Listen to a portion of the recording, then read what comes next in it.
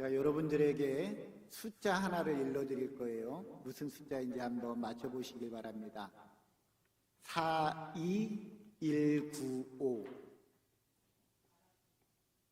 예, 바로 아십니다. 마라톤의 키로수죠. 42.195.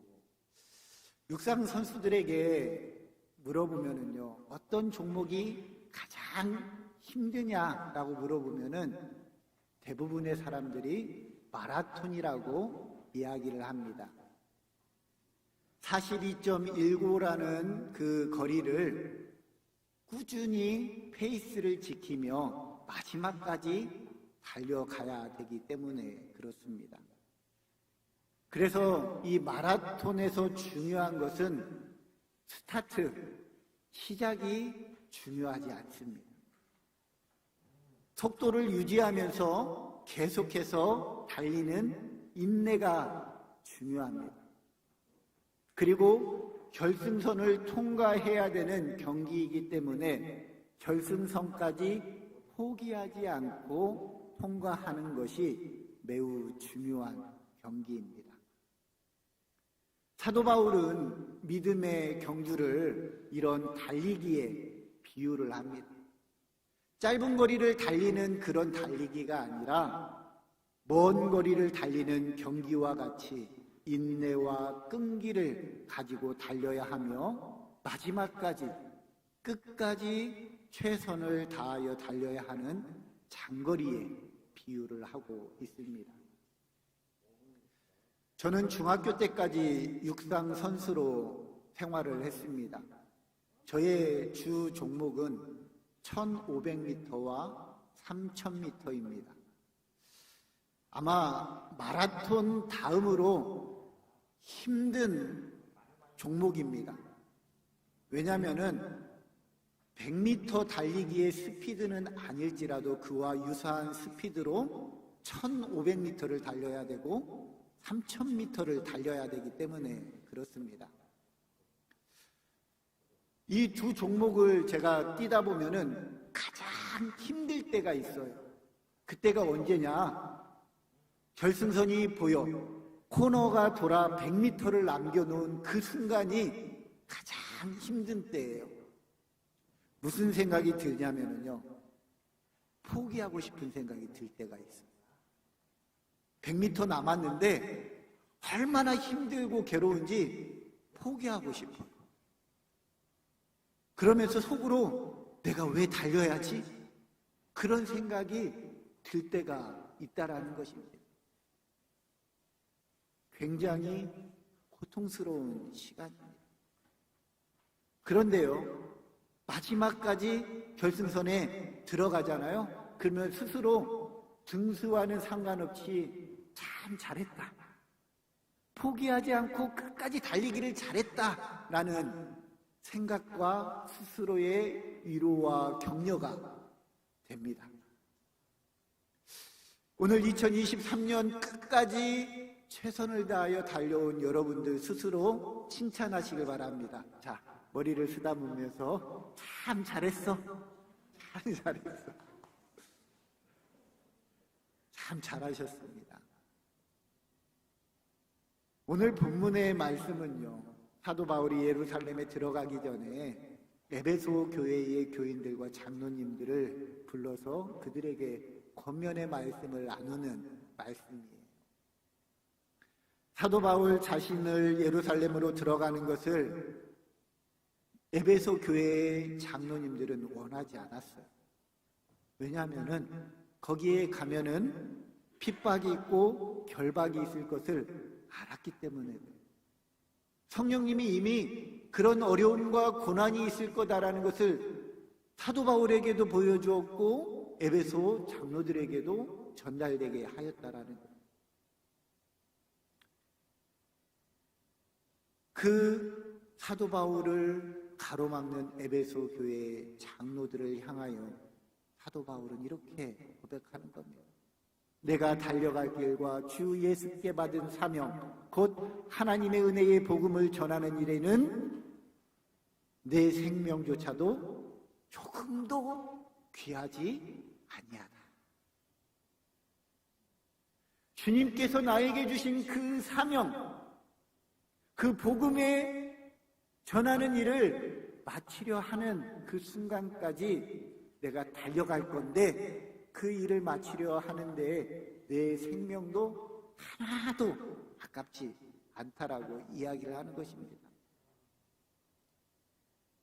사도 바울은 자신의 앞길에 고통과 시련을 마주할 것을 알면서도 그 길을 걸어야 가야 하는 것, 해야 하는 일을 포기할 수 없다라고 말합니다.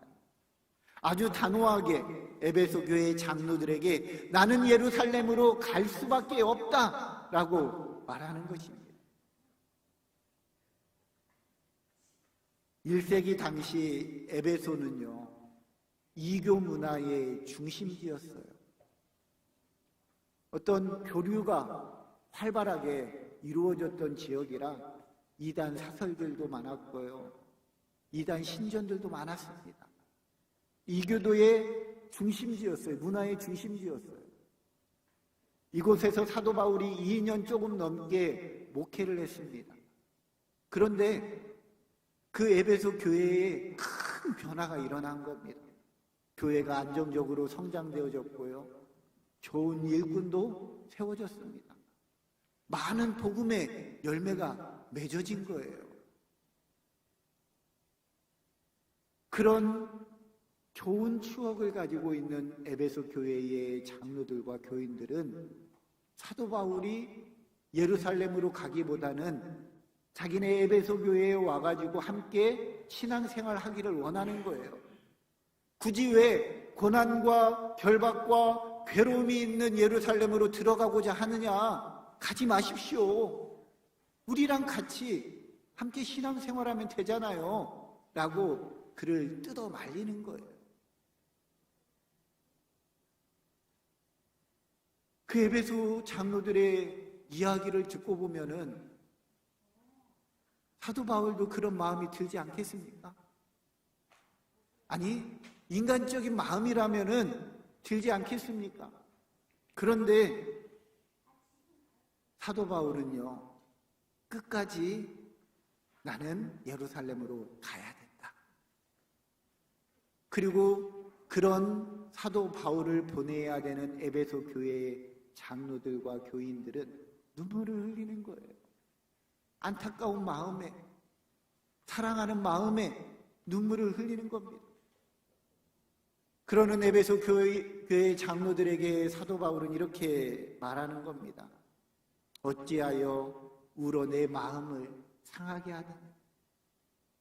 나는 주 예수의 이름을 위하여 결박당할 뿐 아니라 예루살렘에서 죽을 것도 각오하였노라.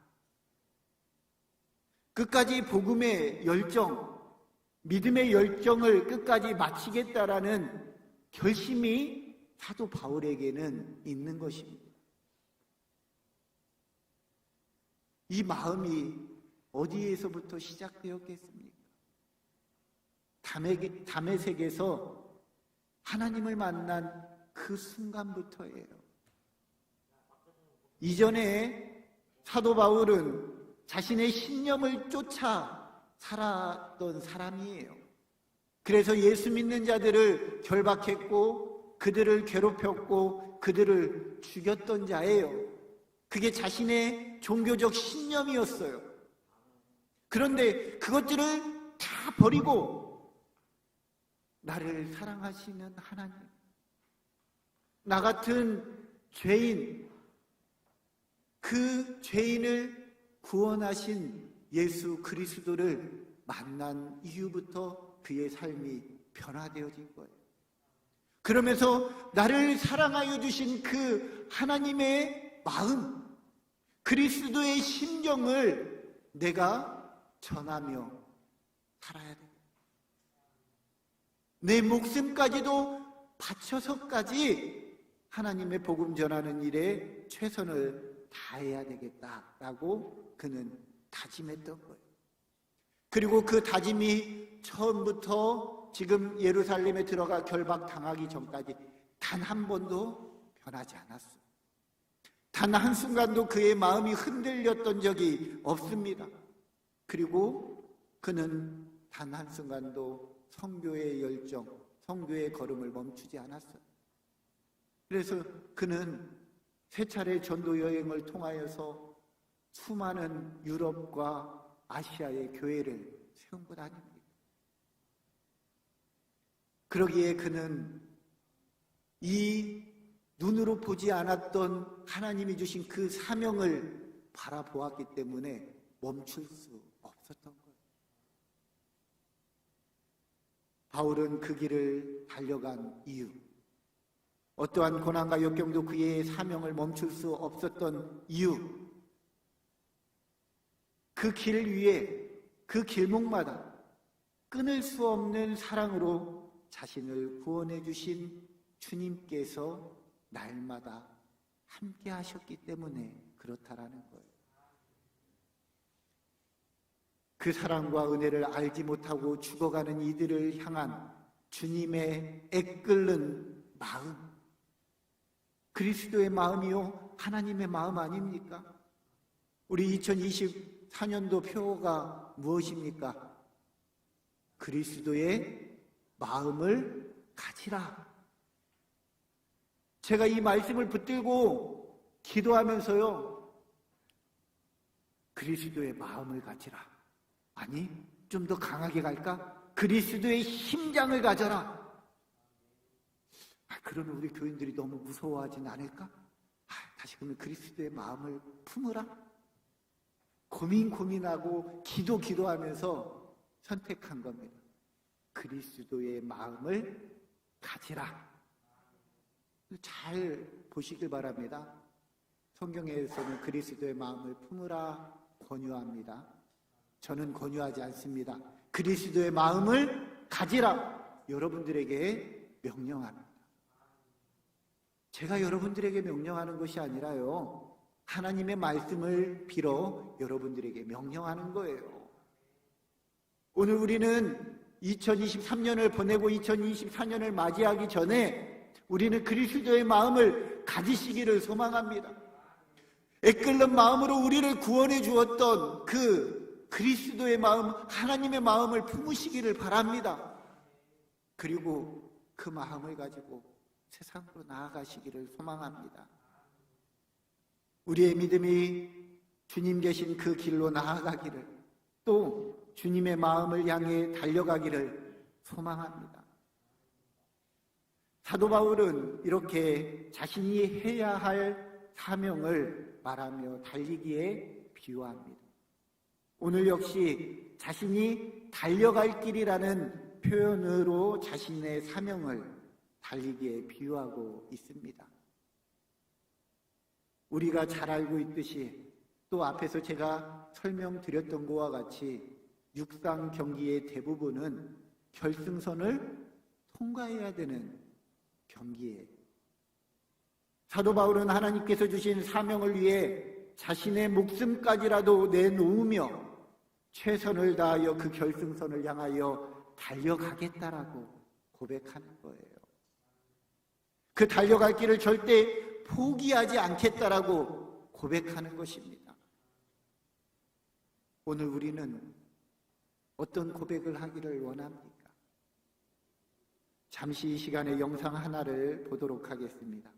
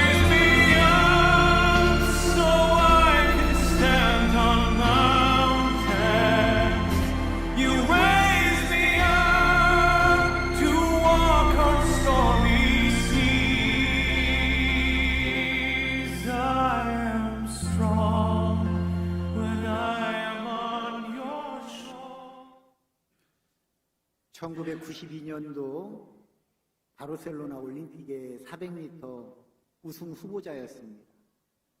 저는 달리는 중에 근육 파열로 인하여서 더 이상 뛸 수 없는 상황이었어요. 아니, 이제 뛰더라도 우승은 할 수 없는 상황입니다. 포기해도 누가 뭐라고 하지 않을 거예요. 그러나 그 순간 포기하면 그는 실패자가 되는 것입니다. 그는 그것을 알았기에 일어났어요. 그리고 끝까지 달렸습니다. 안전요원을 뚫고 누군가가 달려왔어요. 그의 아버지였죠. 그의 아버지는 아파하며 뛰는 그 아들의 마음, 그 모습을 보고 마음이 얼마나 아팠겠습니까? 이렇게 얘기했겠죠. 이런 일은 더 이상 할 필요 없어. 아니, 그만해도 돼. 그런데 그는 뭐라고 얘기합니까? 아니요, 해야 됩니다. 할 수 있습니다. 그리고 포기하지 않냐고 끝까지 결승선을 향하여 달려갑니다.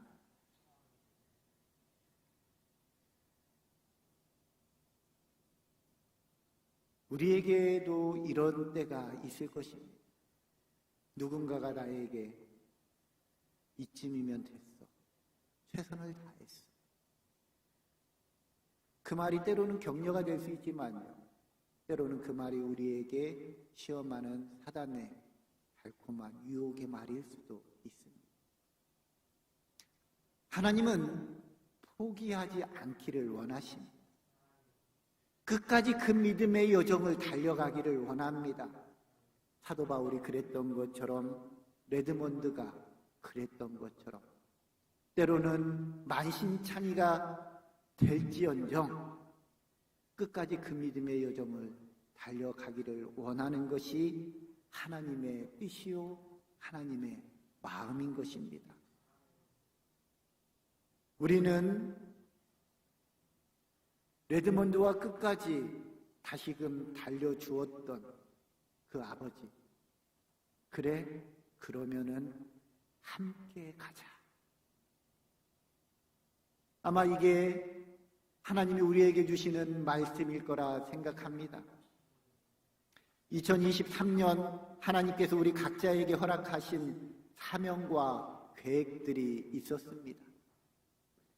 이룬 것도 있지만 이루지 못한 것이 더 많을지 모릅니다. 이루지 못한 것을 포기하지 마시기를 바랍니다. 2024년 이어서 하나님께서 주신 사명과 꿈을 위해 끝까지 달려가는 믿음의 성도들이 되시기를 소망합니다. 그 걸음에 우리의 아버지 되시는 하나님께서 항상 동행하여 주실 것을 믿습니다. 나의 아저씨라는 드라마가 있었습니다. 스스로 목숨을 끊은 이성균이 주연이었던 건데, 그가 목숨을 끊고 나서 다시 한번 재조명되면서 이런 대사가 우리에게 위로가 되고 격려가 되는 것 같습니다. 그렇게 응원해주는 사람이 있다는 것만으로도 숨이 쉬어져. 고마워, 옆에 있어줘서. 아무리 힘들고 괴로워도요, 하나님이 우리와 함께 하시면은 우리는 쉼이 있는 것이고 숨이 쉬어지는 것입니다. 우리를 날마다 응원해 주시는 분이 성령님이십니다. 우리와 날마다 동행하시는 분이 임마누엘 하나님이십니다. 늘 우리 옆에 나와 함께 동행하시는 분이 예수 그리스도이십니다. 믿고 고백하며 끝까지 포기하지 아니하고 믿음의 여정을 달려가시기를 바랍니다. 그리고 하나님이 주신 사명을 끝까지 이루어가는 우리 모든 믿음의 성도들이 되시기를 간절히 소망합니다.